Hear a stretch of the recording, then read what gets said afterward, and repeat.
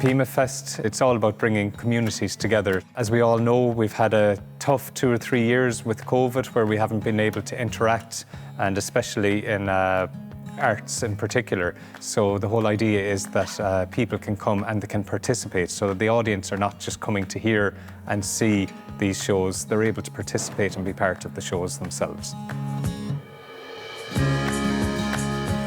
So we have an installation from Kerry Hagan and Nicholas Ward. We have Crooked House theatre production. We have Jurgen Simpson and Mary Wycherley working on Clock. And we're really lucky to have Dumb World, who are John McElduff and Brian Irvine. And we have Bangers and Crash.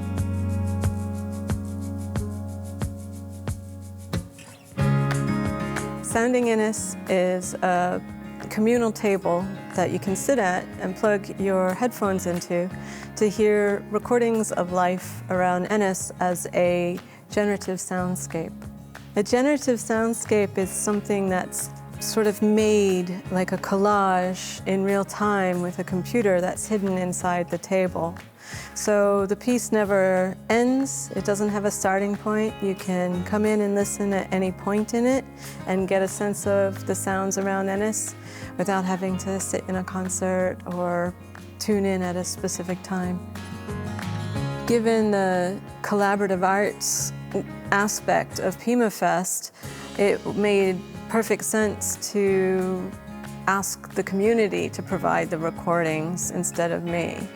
And what's really important about that is that we left it up to the people of Ennis to decide what they were going to record. What's really great is that because these sounds are being layered in a kind of randomized fashion, you get this sort of snapshot of Ennis from the local to the public, to the home, to the church. And so many ages, we have from 4 years old to 61 years old.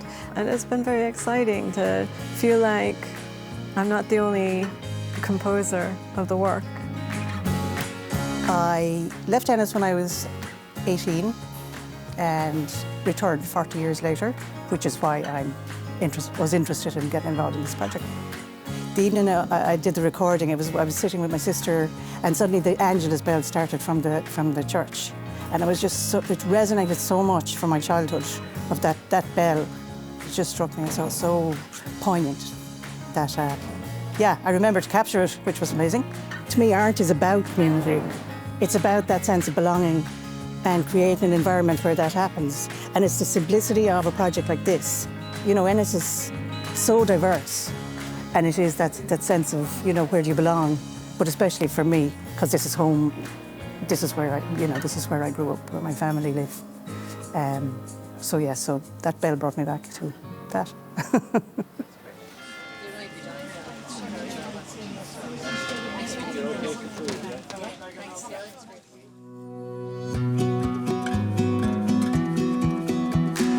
I think a lot of the newer generation, they spend a lot of time on gadgets and mobile phones, as probably every generation does at this stage. But this gives us all an opportunity to get away from it. So the festival idea was that we could provide something where people could come together. There's no need for bringing your mobile phone, your iPad, your laptop, whatever we usually have our faces in front of.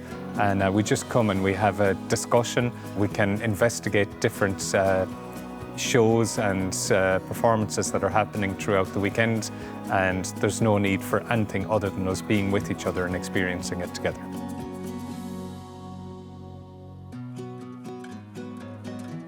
So Milish means sweet, and it's about using drama and storytelling and a little bit of film to look at themes that are intergenerational. One generation's stories about the other generation, older and younger, but also, I suppose, looking at family and looking at a different interpretation of family than is traditionally in Western drama. Other people reflect you back to yourself. It's worthwhile knowing people. So there was a gentle reflection session at the end where people said how they really heard a lot of very interesting things from people that were originally strangers and how they learned about themselves in the process. I'm very shy on my own way, and this has actually brought out the best in me. And it brought me back to some of my childhood memories and also memories of my children. What I found there was that everyone was here, no one was here with an agenda. They were here to actually see how they could fit in with the group and how the group actually bonded. At the start, we were all kind of individuals, and then we became a team. And then we became more than a team, nearly like family. So by the time we got to lunchtime, we were sitting together and chatting about what we already had learned about each other. Yeah, so it was fantastic there. I was kind of apprehensive about it, but I'm so glad I came. It was so welcoming, so gentle. It's like there was clear instruction, and yet there was space for people to bring themselves in rather than performance or pretending. Or it was very real, and within that there was space for everybody. So you got to get a glimpse of people's lives and who they were, and you got to bring a bit of your life. So it was just a lovely, beautiful pacing, beautifully held by Peter. It's funny, but opening up to different people from different countries, different backgrounds, different stories, my life feels bigger as a result of meeting these people. You feel like you belong very, very quickly. So just in a very short space of time, it's like, yeah, these are my tribe. And then it's gone again. I'd love to do more of it. Yeah, love to do more of it. All participation in creativity should be free. It should be as free as being encouraged to go for walks. It should be as free as education is supposed to be. It's vital for mental health and positive social creative development.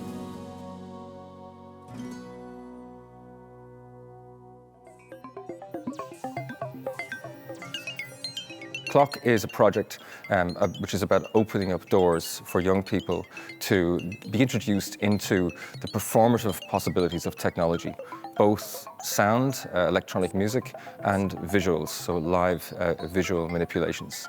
It also builds upon young people's other interests in science, in technology, in physics, and maths, that all come together to create what we think is a very contemporary cultural landscape of live visuals and live electronic music.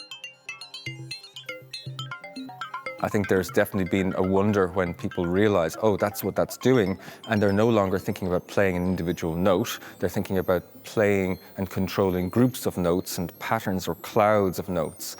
And I think that is something that is an unusual experience. I don't think that that's something that that you ever really experience in music unless one is working with a computer.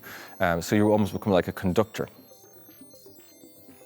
It's almost like opening and closing doors. It's like you're not just making sound, but you're also like controlling sounds, like controlling the shape of it, how it's made. So it's almost like you have to move something to make a sound happen. You have to excite. Like it can be anything. It's all about experimenting, and you don't have to get it right.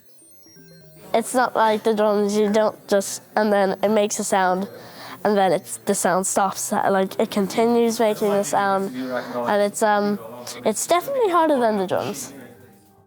The other thing that's interesting about Clock is that it's not about writing music. It's very much in the vein of traditional music, in that it is all about live performance. And Clock is called Clock because it's about multiple laptops which are clocked together. They're all listening to each other, they're all in time with each other, and the performers are then playing together.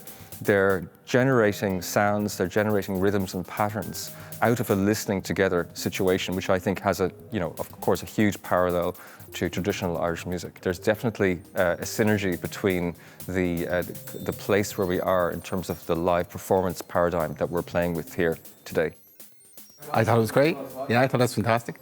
A real mix in terms of technology and visuals, and a real mix of age groups as well too. I think it's fantastic as well for obviously the students involved in Music Generation. I think this is the culmination of about 6 weeks work that they've done. It's been great to see. It's been great to see the children interact with the technology. It's as much about community building, opening doors, as it is about any sort of performative event. It's all about accessibility. It's all about sort of entering into just a dialogue of demystifying the technology.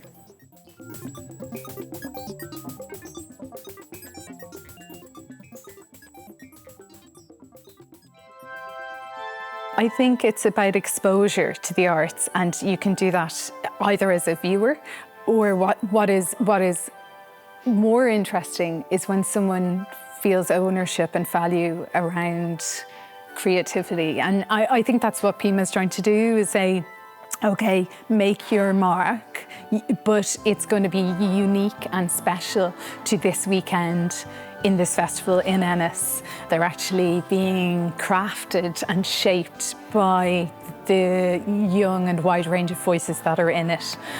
So that's been really exciting to see that programme emerge, and fair play to Jodie and Podrick for their huge amount of work in shaping it.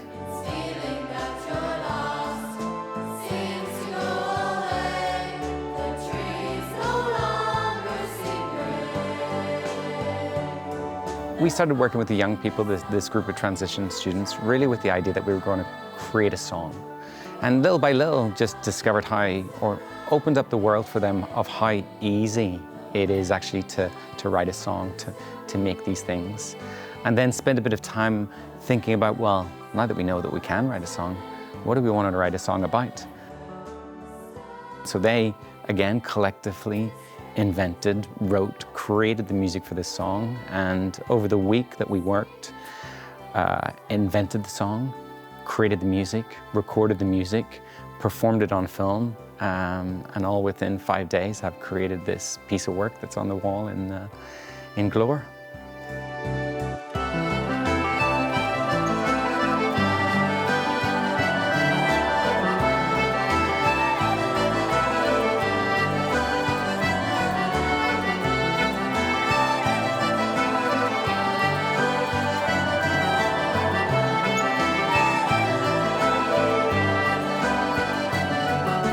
So John and Brian, they came in and they asked us, like, what would we like to write a song about? And we just sort of even gave them words, and everything came from there. And it was like, we did it sort of all ourselves, but they helped us in a way that it just like came to like a full proper production in the end. I've learned from it that like literally anything can be a song and anything can be music, and I've sort of gained, like, I've become a lot closer with everyone I did it with because we got to spend so much time together. It kind of made me more confident in myself in a way, because at the start we were kind of just creating the song. Everyone was a bit shy to put forward the ideas. By the end of it, we were kind of dancing in front of the camera by ourselves, eyes closed, and like we kind of just, it was a really nice experience with my classmates, and like we were all just working together and having a great time, yeah. Well, I've learned that you should always trust the process, even if it starts out really awkward. It will get better if you keep trusting it. This idea of participatory arts is the most interesting space because it's where we open up sophisticated, thoughtful moments of humanity through the process and through the tools of one art or another. And these tools are incredibly useful to be able to just to open up those spaces, to pinpoint certain things, to mark a moment of time. I suppose if the audience could take something away from this, it's about a validization of what these young people have actually done. These young people have created a really brilliant song that I think if you didn't really know the context and you heard it on the radio, it would just pass by you and you go, oh, there's a great song. I wonder which artist has done that.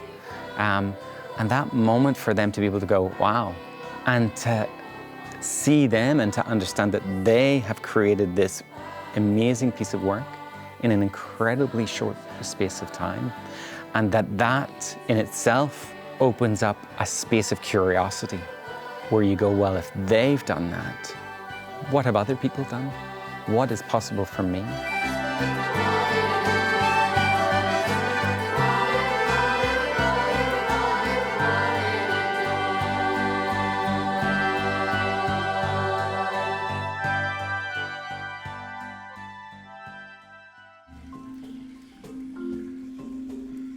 Music, it's seen as a global language. So I think no matter what country or what background or geographically where you come from, we can all relate to music. So for example, I'm speaking English now. If somebody came here and spoke Spanish to me, I wouldn't understand a word they're saying, whereas if we sat down and we played or performed music together, we could actually have a conversation through music. So there are no real barriers or walls when it comes to music or arts, because they're unique to ourselves, but we can have a discussion through the arts or the music with each other, no matter what our language is.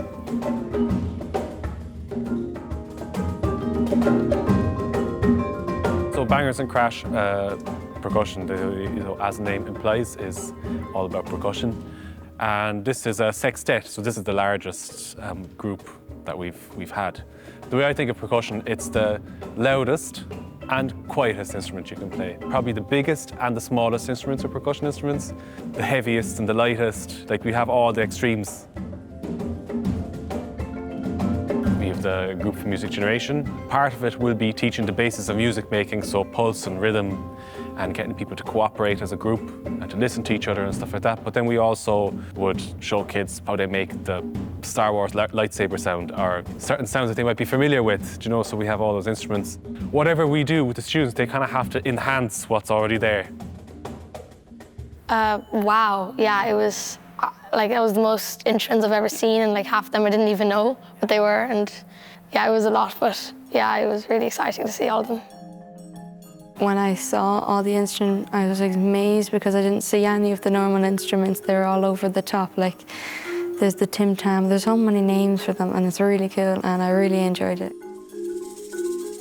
Percussion is also all of this stuff. Like, we create sound, you know, like people are doing this in studios for movies, you know, like percussionists actually do these jobs and stuff like that. And I mean, I didn't see a 5-octave marimba until I was 18 at music college, you know, like for a 6, 7-year-old to come in here and see this, it's crazy, you know, like, it's amazing. I love how they let us interact with all the instruments and stuff. And then I think everyone should have a time in their life involving percussion, because it's really, really fun and really, really cool. When we were doing it, I found it a bit challenging at the start, but then I started to get used to it and it was getting easier. It was way different than the bodhrán and the tin whistle because I didn't know any of the instruments. I thought that when we were playing it, it was fun and it was exciting to go. I just thought, like, we were lucky to be able to play with them, and thought we made a good addition to the sound and the music. It was honestly great.